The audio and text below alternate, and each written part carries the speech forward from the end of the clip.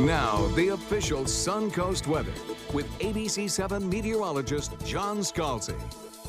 So we're looking at an air temperature currently that's hovering pretty close to the 90-degree mark, a lot of places.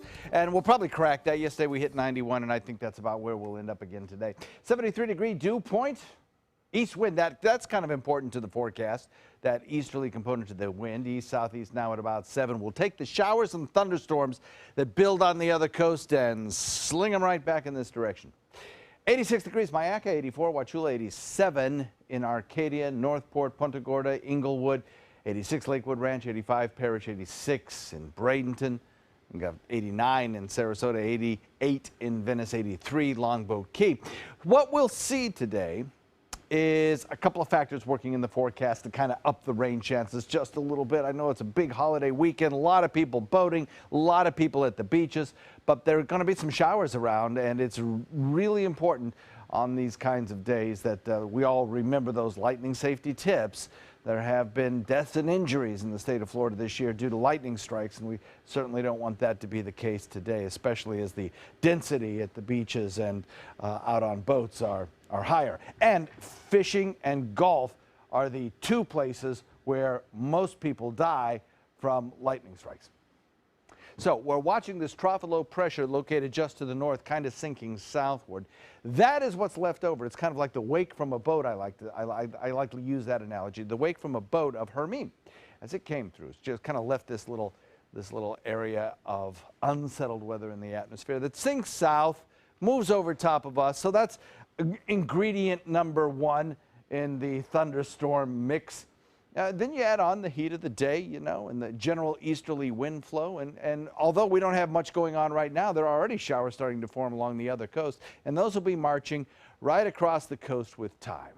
Eventually, they'll get to our neck of the woods. And some computer models suggest some of them could be fairly strong a little bit later on today as we develop that kind of easterly flow. You can kind of make out on this depiction the showers and thunderstorms that wrap up right around our post-tropical low Hermine. And most all computer models, the good ones, indicate that its time has come. We are looking at a storm system that within the next 3 days or so, 4 days, will fall apart out in the cooler open waters of the Labrador Current. High pressure sinks south and kind of replaces its impact, brings us this easterly wind flow, draws down some drier air, and I'd be surprised if we see any showers tomorrow because of that drier air at mid and upper levels of our atmosphere. That's really going to flip the switch on the rain machine.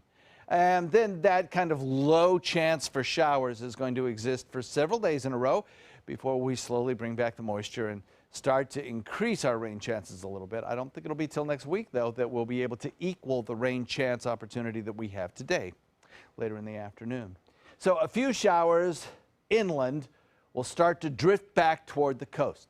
If you're outside today around 3, 4, 5 o'clock, you'll be able to see those showers. The skies start to gray east of you, and then those showers get closer and closer to the coastline. Drier air moves in tomorrow. We have this kind of mix of sun and clouds, very clear outline of that trough of low pressure. The drier air indicated here by the tan contours arriving tomorrow is really going to make for a lovely day. I kind of wish tomorrow's weather was today, but yeah, it's not how weather works.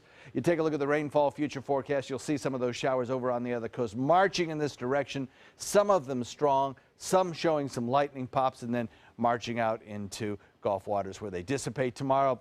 Few scattered showers around maybe. I think this model might even overdo it just a little bit. And then on Wednesday, we'll be back to average. We'll review the tropics for you coming up in the next half hour, but east to northeast winds over the course of the next 24 hours bring us 2-foot seas and a light chop.